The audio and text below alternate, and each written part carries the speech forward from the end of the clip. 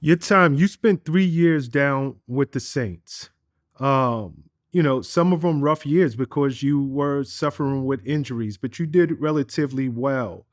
E- Speak to me just psychologically. What does that feel like for a pro athlete of your caliber?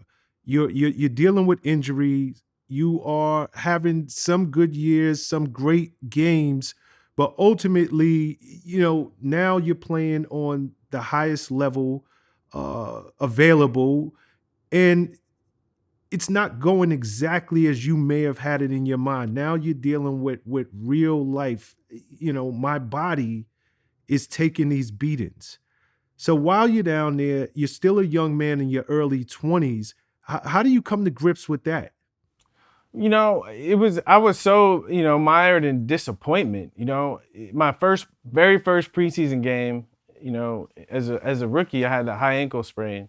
And so after a rough agent thing, a rough draft experience, finally get into training camp and it gets down to football, the magazine cover, right? Finally get down to football and I can push all that other crap out of the way and just focus on what I'm actually here to do. And then 2 weeks later, I'm in the training room, rehab, not even practicing. So it just started off like that, it kind of got worse, and especially that rookie year.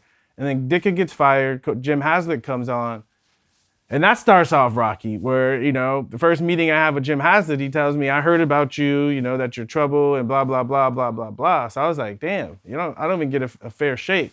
But I put that aside and say I'm just going to work my ass off and focus and have the best season possible. And so I get in great shape. That season starts. First 10 games, 1,000 yards. Okay, averaging 100 yards a game. On my 1,000th yard, I break my ankle. Break my ankle. Okay.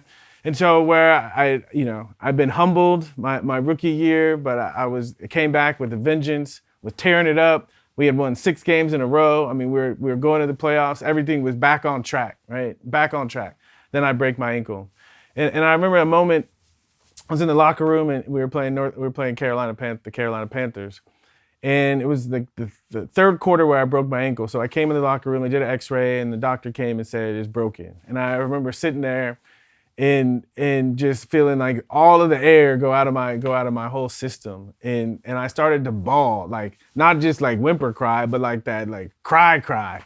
And of course, right when I get the news and it starts doing this, the game is over, so all the players come back into the locker room and I'm sitting there in my locker bawling, just because of again, I thought I had come out of the pit and I just realized I had just fallen back into it. And so it was humbling. It was humbling, and it was difficult. But the positive side is it got me to realize, if I put all my eggs in this football basket, this is what my life is going to be like. It's up to the football gods. And I realized I need to find something else that I'm interested in so that I'm not on this roller coaster of good game, bad game, hurt, healthy. And so I started developing other parts of myself. Can we talk about some of those other parts of yourself? Yeah, yeah. So the main thing I think that helped me was I started to travel more. I started to visit other countries and just get a more expanded idea of what the world was about. And that started to introduce me and open me up to other things like astrology and yoga and spirituality, things that I never really even knew that I was interested in.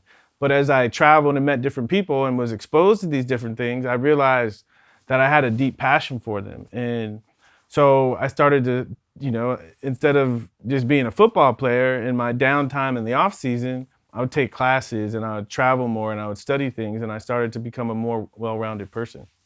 You eventually in 2002, if I have this correct, you go on over to the Miami Dolphins. Yep.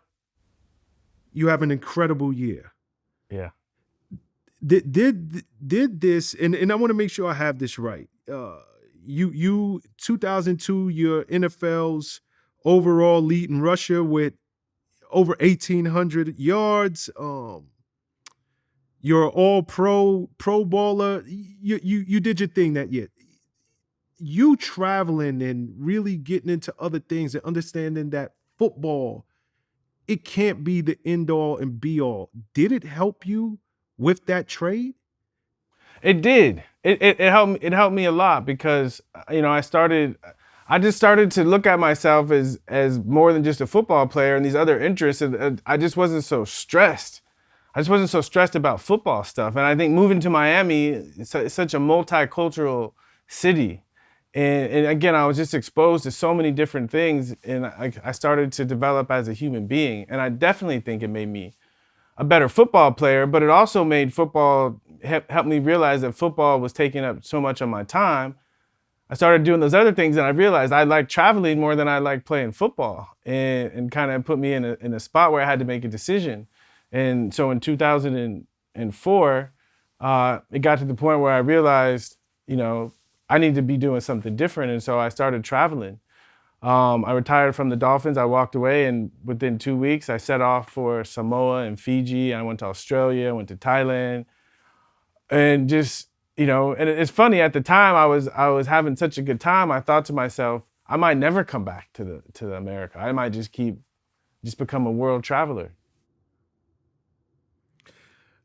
Okay, so this is again, you have an incredibly interesting story. You know, you're Ricky Williams. You're an incredible athlete. The world knows you. 2003, you abruptly say, "I retire from the game of football." Now, and I don't know how true this is, but it was rumored that marijuana had something to do with it. If you're talking 2021, not a big deal. '03, big deal. Yeah, it was a big How deal. much of your yeah, it's a big freaking deal back then. Yeah, Different times today. yeah. How much of your decision had to do with marijuana use, or was it strictly just I'm finding other interests outside of the game of football? Yeah, I mean, it had a little bit to do with marijuana, but it was like 90% that I was ready to do something else. And so it was actually 2004. But at the because 2003 was a wake up call for me. I mentioned earlier that my whole career, every level I was at, I improved on my stats year in and year out. But that 2003 was the first time I broke that pattern, and I got beat up, separated both of my shoulders, and I guess I was just at that age where I was realizing it hit me like I'm not going to be able to do this for the rest of my life because my body is not going to be able to hold up, and so and so I started to really take thinking about other things more seriously. And after the 2003 season, I spent 2 months in Australia, just living in a different country. And when I came back after those 2 months, I was different. I was different because in Australia, living there for a couple of months, people started to like get to know me and had no idea I was a professional football player. So I got used to a certain quality of experience with people. And then when I came back to the States, it just felt gross because I started to realize people don't even see me. They just see me, football player. And so that was a big part of it. And then stuff was going on in the Dolphins organization. It was just a mess. And so I just read the writing on the wall that's of saying the universe is telling me it's time to do something different. And so again, I walked away, called up the NFL and said, I'm good. You don't have to worry about drug testing me anymore, because I'm going to do something else. Thank you for the opportunity, and bye. And that was that.